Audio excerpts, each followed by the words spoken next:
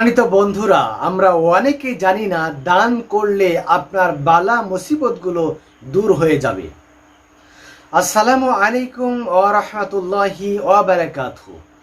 বিসমিল্লাহ, আলহামদুলিল্লাহ, ওয়াসসালাতু ওয়াসসালামু আলা রাসূলিল্লাহ, আম্মা বাদ। কাছে কিংবা দূরে, দেশে কিংবা বিদেশে, যে যেখান থেকে দেখছেন এবং ভবিষ্যতে দেখবেন, সবাইকে আন্তরিক মোবারকবাদ এবং শুভেচ্ছা জানিয়ে শুরু করছি অত্যন্ত গুরুত্বপূর্ণ একটা আলোচনা। দান করলে আপনার বালা মুসিবত দূর হবে। যদি ভালো লাগে অবশ্যই চ্যানেলটিকে সাবস্ক্রাইব করবেন, লাইক, কমেন্ট এবং শেয়ার দিয়ে অন্যকে জানার সুযোগ করে দিবেন। তাহলে কথা না বাড়িয়ে চলুন আমরা জানি যে কিভাবে দান করলে বালা মুসিবতগুলো দূর হয়। ছোট্ট একটা ঘটনা এই পক্ষিতে আমি আপনাদেরকে শোনাবো। এটা হযরতে সুলাইমান আলাইহিসসালাতু ওয়াসসালামের সময়ের কথা। হযরত সুলাইমান আলাইহিসসালাতু ওয়াসসালামের সময়ে একটা লোক ছিল। লোকের বাড়ির পাশেই একটা গাছ ছিল, গাছের উপর একটা পাখি ডিম পাড়ত। পাখিটা যখন ডিম পাড়ত, ডিম দেওয়া যখন হয়ে যেত, ওই লোকটার কাজ ছিল গাছে উঠে ওই ডিমটা নামিয়ে সে খেয়ে ফেলত।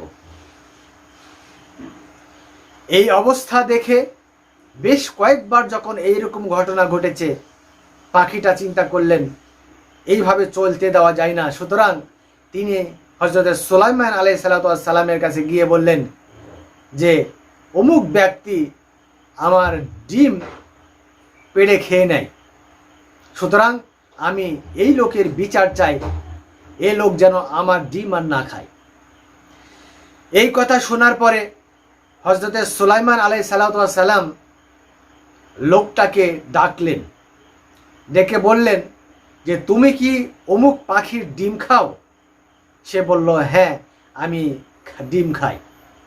এবার হযরত সুলাইমান আলাইহিস সালাম বললেন, শোনো, তুমি আর ওই পাখির ডিম খাবা না। এবার লোকটি চলে গেল।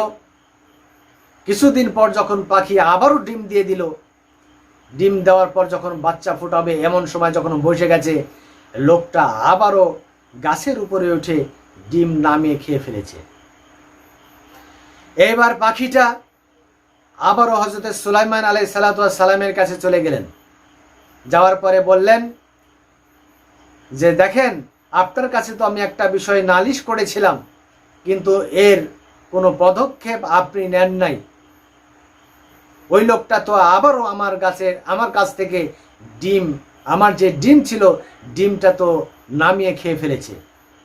এবার হযরত সুলাইমান আলাইহিস সালাম জিনকে বললেন যে এইবারে যদি ওই লোকটা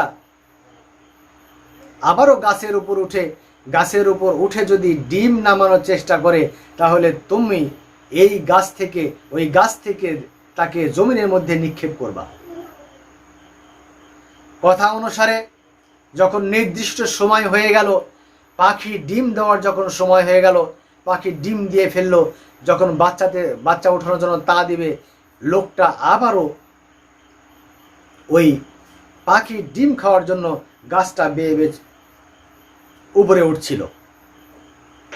গাছটা বেয়ে যখন উপরে উঠছিল, হঠাৎ করে একজন ভিক্ষুক এসে বললেন, বাবা, আমাকে কিছু খাবার দাও, আমি ক্ষুধার্ত, আমাকে কিছু দান করো, আমাকে কিছু দান করো। লোকটা মাঝামাঝি গাছ থেকে নেমে আসলেন। আসার পর তাকে দান করলেন। দান করার পরে তিনি আবারও উঠে গেলেন এবং ডিমটা নামিয়ে খেয়ে ফেললেন। পাখিটা গিয়ে আবারও হযরত সুলাইমান আলাইহিস সালামকে নালিশ জানালেন যে পাখিটা তো আবারও আমার ডিম খেয়ে ফেলেছে। এবার হযরত সুলাইমান আলাইহিস সালাম ওই জিনটাকে হাজির করলেন এবং বললেন, আমি যে তোমাকে নির্দেশ দিয়েছিলাম যে ওই লোকটা যদি আবারও গাছের উপর উঠে যদি ডিম খাওয়ার চেষ্টা করে, তাহলে তুমি তাকে গাছ থেকে জমিনের মধ্যে নিক্ষেপ করে দিবা, আছাড় মারবা, কিন্তু তুমি এটা করনি কেন? জিন এবার বলছেন যে দেখেন, আমি তাকে জমিনের মধ্যে নিক্ষেপ করব এইরকমই চেয়েছিলাম, কিন্তু দেখলাম কিছু সংখ্যক ফেরেশতা আমাকে তাকে যে ধরে আমি জমিনের মধ্যে নিক্ষেপ করব, এটা করতে দিচ্ছিল না। হযরত সুলাইমান আলাইহিস সালাম বলেন, কেন কেন এরকম ঘটনা ঘটলো? এবার জিন বলল যে আমি একটা জিনিস লক্ষ্য করেছি, সেটা হলো লোকটা একবার গাছে উঠতেছিল, মাঝামাঝি যখন উঠে গেছে তখন একজন ভিক্ষুক এসে বলল আমাকে কিছু দান করেন। লোকটা গাছ থেকে নেমে এসে তাকে দান করে এরপরে তিনি আবারও গাছের উপর উঠে ডিমটা নামিয়েছেন। হযরত সুলাইমান আলাইহিস সালাম এবার বুঝতে পারলেন এইটা অন্য কোনো কারণে নয়, বরং দান করার কারণে স্বয়ং ফেরেশতারা ওই লোকটাকে হেফাজত করেছে। সুবহানাল্লাহি ওয়া বিহামদিহি সুবহানাল্লাহিল আযীম।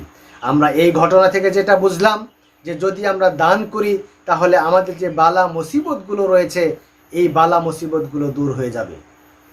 আমাদের যে সাময়িক আপাতত দৃষ্টিতে হয়তো মনে হয় যে দান করলাম, আমার তো সম্পদ কমে গেল, দান করার কারণে আমার টাকা তো কমে গেল, দান করার কারণে আমি বোধহয় লুজার হয়ে গেলাম। এটা আপাতত দৃষ্টিতে হয়তো মনে হচ্ছে যে আপনি হয়তো লুজার হয়ে গেলেন বা আপনার টাকাটা কমে গেল, সম্পদ কমে গেল, কিন্তু না, রাসূল সাল্লাল্লাহু আলাইহি সাল্লাম বলেন দান করলে কোনোদিন সম্পদ কমে যায় না, বরং এটা বেড়ে যায়। সম্মানিত উপস্থিতি, অত্যন্ত গুরুত্বপূর্ণ একটা জিনিস আপনাদেরকে জানালাম যে দান করতে হবে। দান করলে আপনার বালা মুসিবত দূর হবে, আপনার বিপদ আপদগুলো দূর হয়ে যাবে, আপনি সমস্ত বিপদ থেকে রেহাই পেয়ে যাবেন। যদি আপনি দান করেন তাহলেই সম্ভব আপনার বিপদ থেকে রেহাই পাওয়া, আপনার অসুখ বিসুখ থেকে রেহাই পাওয়া, আপনার সমস্ত প্রকার বালা মুসিবত থেকে রেহাই পাওয়ার উপায় হলো আপনাকে দান করতে হবে। কিন্তু আমরা বেশিরভাগ ক্ষেত্রে আমরা দান করি না। মহান আল্লাহ রাব্বুল আলামিন আমাদের অবশ্যই দান করাকে যেন আমাদেরকে আগ্রহ মনের মধ্যে তৈরি করে দেন।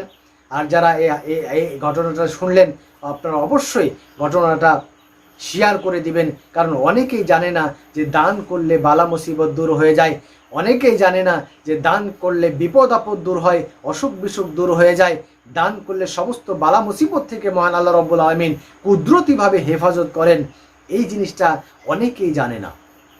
এই জন্য আপনাদের প্রতি আমার বিনীত অনুরোধ, আপনারা এই যে ঘটনাটা শুনলেন, যে দানের ব্যাপারে যে ঘটনাটা আমি বললাম, এইটা বেশি বেশি করে শেয়ার করে দেন, বেশি বেশি করে শেয়ার করে দেন, যাতে অন্য মানুষেরা এটা জানতে পারে এবং বেশি বেশি করে দান করতে পারে। দান করলে আপনার লাভ, আপনি যদি দান করেন এইটা আপনারই লাভ হবে, অন্য কোনো মানুষের লাভ হবে না, কারণ দান আপনার নিজের জন্যই হয়ে থাকে, অন্য কারোর জন্য হয় না। আপনি যেটা দান করবেন সেটা আপনার নিজের মঙ্গলের জন্যই হবে, আপনি যেটা দান করবেন সেটা আপনার জন্য পরকালে জমা থেকে যাবে। আপনি ইহকালে হয়তো দান করেছেন, এইটা আপনার পরকালের পাথেয় হিসেবে ব্যবহার করা হবে।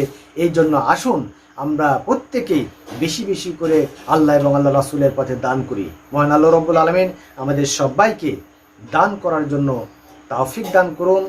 ওয়া আখিরু দাওয়ানা আলহামদুলিল্লাহি রাব্বিল আলামিন। আসসালামু আলাইকুম ওয়া রাহমাতুল্লাহি ওয়া বারাকাতুহু।